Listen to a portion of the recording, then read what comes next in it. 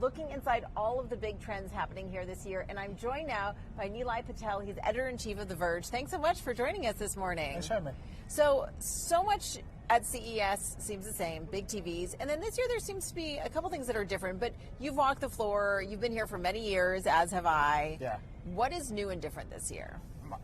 The thing I think about CES every year is the tech industry wants to be in your living room. They've been trying for 25 odd years to put a computer in your living room, and they still haven't really managed to do it. If you look at kind of the shape of a modern TV, it really is an Android tablet, right? It has an ARM processor, it has a screen, it has a Linux-based operating system with some apps on it. Yeah, it's a giant tablet, but it's not a computer. It's not interactive. It's not. You're not sending anything from it. You're just basically watching video files on it. And that fight has really defined CES for years and years. The fight about whether or not the screen in our living room is a tablet or whether it's a computer, sort of how smart those screens are? Yeah, and so for years, the TV industry has tried to drive upgrade cycles by making the shape of the TV different. Now they're curved, now they're 3D. They've been chasing that dragon of how do we get the flat panel upgrade cycle again, right? We went from big box to CRTs to flat panels, everybody bought a new TV. How do we get them to do it again? They're there this year, I think, with 4K HDR. There's a really big convergence happening at the show between cord-cutting behavior in consumers, between media companies launching their streaming services and remastering their content in high resolution, and the TVs starting to be at commodity prices. So 4K, is it really look different enough to convince people to upgrade? Oh, absolutely. And I think it's not just the 4K, it's the increased dynamic range. So I always say the best $1,500 you can spend in technology is not a new phone, it's not a new laptop, it's get a 4K HDR TV, get a nice soundbar, your Netflix experience will radically improve, your Disney Plus experience will radically improve. That wasn't managed by the industry. Nobody could just make that happen. It's a convergence of trends that I think is actually driving that upgrade cycle, and you see it all over the show. But what about foldable, more sort of malleable screens? I mean, I remember, 10 years ago, someone saying, oh, you're going to be able to fold up a screen and put it in your pocket. Now I'm like, well, that's kind of what a phone is these days. But in terms of big, beautiful screens, will they be sort of easier to shape in different environments? Absolutely. So I think this year we see that inflection point. We've lived in the world of rectangles. There's a rectangle in your pocket, there's a rectangle on your wall for a long time. There are more flexible displays here than ever before. They're in weirder shapes than ever before. Sony built a concept car just to show off what it can do with screens, interface, cameras in the car environment. You look at the North Hall, all the big car makers are here showing off flexible OLED panels in their car. We're about to get out of the zone where we got to get a computer into your living room.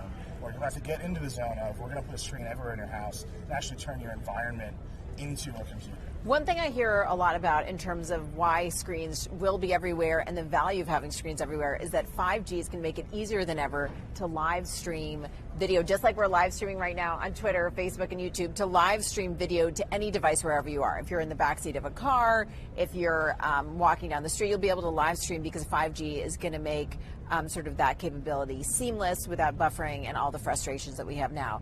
We've also been talking about 5G forever. So what are you hearing about 5G and how is it different this year? It's basically the same. It's still a lot of hype and not a lot of deliverable for the consumer. The 5G story has been an enterprise story. It is, in many cases, a political and national security story. The race to 5G is really a race to make sure that Qualcomm wins, that Siemens wins, that Ericsson wins, and Huawei doesn't win. It doesn't provide all equipment to everyone. For the consumer, it's absolutely not a race. And that live stream video is just a search, I think, for a killer app. The killer app for the phone for 4G networks was now you can watch video on your phone on the go. That is the world's best killer app. It is the single best use case of a phone. We're seeing all the media companies here put out streaming apps because they need to be on the phone in front of you. That use case isn't really there for 5G, but look, the networks are coming online. Samsung announced it's going to have a bunch of phones this year. We think maybe at the end of the year we'll see one high-end phone from Apple. So the cycle's starting slowly, but the race to 4G was, this is it. This is the game-changing technology. Yeah. I don't see it. But so really, if the phones start to come out this year, maybe one from Apple at the end of this year, what we're really talking about is 2021 and 2022 in terms of mass adoption of 5G. At the earliest. I don't know that we're at mass adoption of 4G LTE yet, and it's been like 13 years. So in terms of meaningful adoption, when do you think that'll happen for 5G? 2022? I think it's 5 years. 5 years. Okay, but so you mentioned streaming, why 4G was such a game changer for streaming. There have been a lot of announcements here about streaming.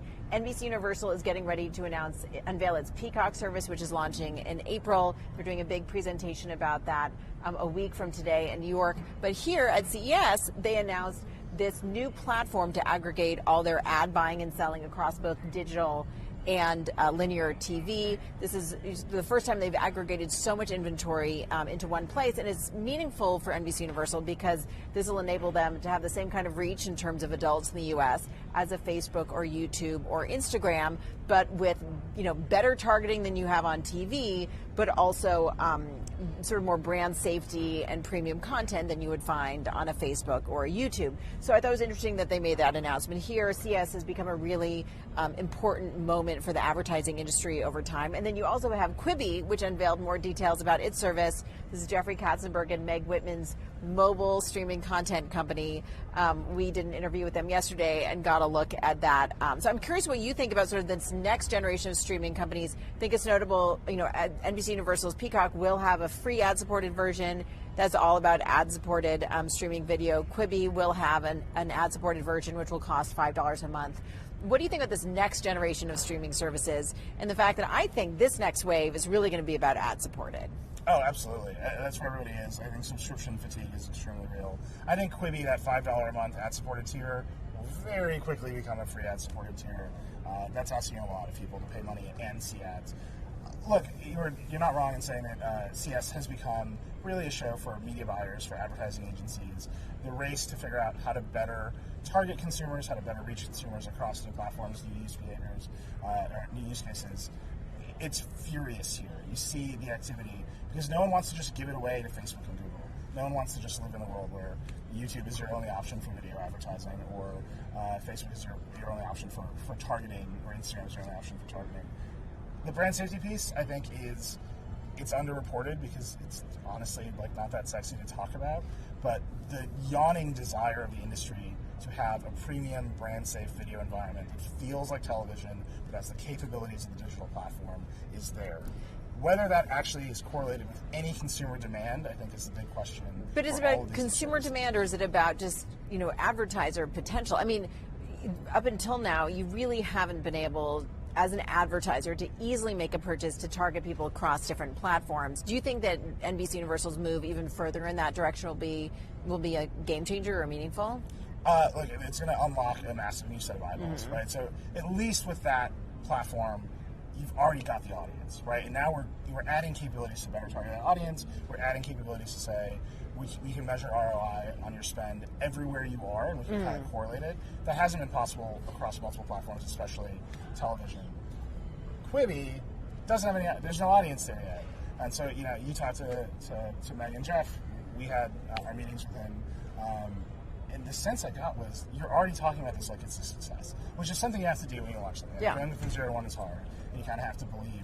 But they have really big dreams for that product, and I think those dreams are more reflected by the advertiser interest. Right? They said they already sold out their first year of inventory, which is $150 million, which is it's not small change, but it's still not as big as some of these other platforms. Right, and they had Procter & Gamble on stage with them. Procter & Gamble would love to not do consumer packaged good advertising on YouTube. They don't want to be in that weird environment. So there's a lot of interest from the commercial side. I think getting consumers to get a new app on their phone is incredibly hard. The bar is high. Getting to pay money, getting to not turn off, all that is very difficult.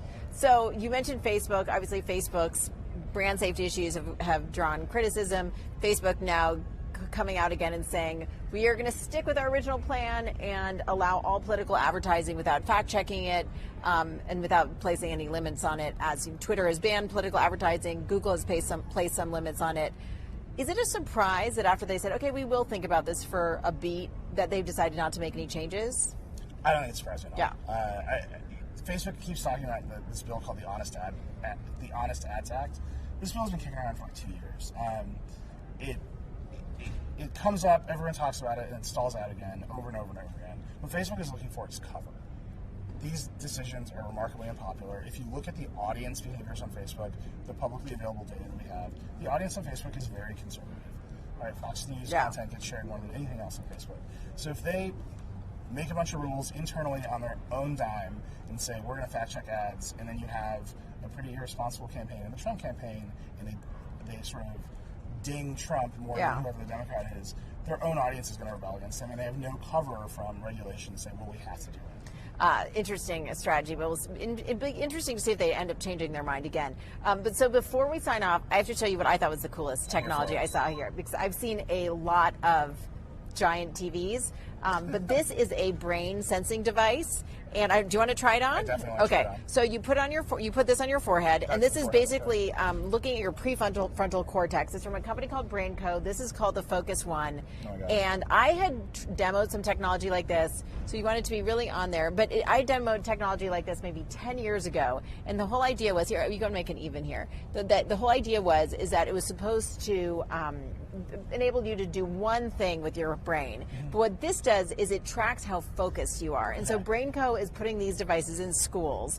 This runs $350 for a school or $500 for consumers, and if you focus really hard, it can measure if you're very focused, and you could basically do things with your brain. So they have this game here, so you're hooked up to this game here, and the harder you focus, the faster that you the faster you can get the rocket ship to go. And so it helps train kids to focus their brains. And then if you relax, it goes down to a different sort of middle state. And then if you get very relaxed, you're sort of into a meditative state. And the idea is that you can train kids to understand how to come online and focus, or really be able to relax. So I thought it was very cool to test it out. And you're sort of in the middle here. You're kind of focused. You're not super focused. But I thought it was really interesting. It seems like there's this whole new category of wearables that are doing different things and sort of trying to figure out the brain-computer interface. BrainCo also does a prosthetic hand that they were demoing with a double amputee, and it was amazing because it can like pick up on slight movements. So I don't know, do you think that will start to take hold? I mean, it was years ago that Google introduced Google Glass. That was for sort of augmented reality, but now we see these kinds of wearables be used for different things, whether it's education or gaming. Yeah, I mean, I think what we often see at TES is a sensor revolution. We're able to measure more kinds of things. What can we do now that we can measure it? What kind of products can we make? This terrifies me, honestly. You don't want me to know how hard you're focusing? I'm trying. I'm doing my best. It's funny, you know, the solution to technology's problems is always more technology. Like, I'm super distracted all the time. Let me put this on my forehead. And how do it look? Does it look good? Yeah, it looks cool. It's kind of cool. It's kind of Star Trek, I would say. I didn't see it. Kids across America, this is the hottest thing. Here, but let me show you. So, but the idea though is that like this is just a sensor here. Will this become smaller, more nimble? And I'll just be able to say, like, okay, I really want to meditate, get calm, and this will help me figure. I mean, there are all these meditation apps, sort of use something like this to actually monitor your physical response. Yeah, and I think you're seeing that sort of your person as a platform is happening. There was some very light, like, Bluetooth announcements. They're like, it's using less power, can do more. Okay, maybe you're going to keep your AirPods in your ears all the time. You're going to have a watch on your wrist. You're going to have more sensors on your body. That's going to generate an awful lot of data. It's got to go to somebody. They've got to keep it safe. They've got to do something reasonable with it. Those are the big questions, but I think the sensors are definitely here, and the product ideas are very interesting. Where the AirPods have been so successful for Apple, the Apple Watch. What do you think the next really mass market wearable will be?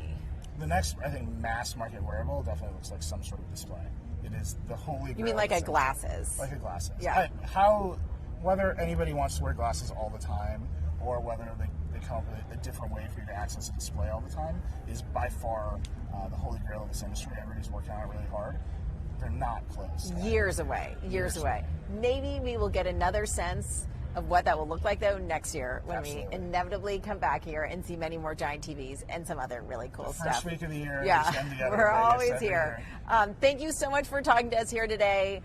Thank you for watching our live stream, and we will be back here from CES. I have a live exclusive interview with IAC and Expedia Chairman Barry Diller. That's coming up at 4 p.m. Eastern, 1 p.m. Pacific. Thanks for watching.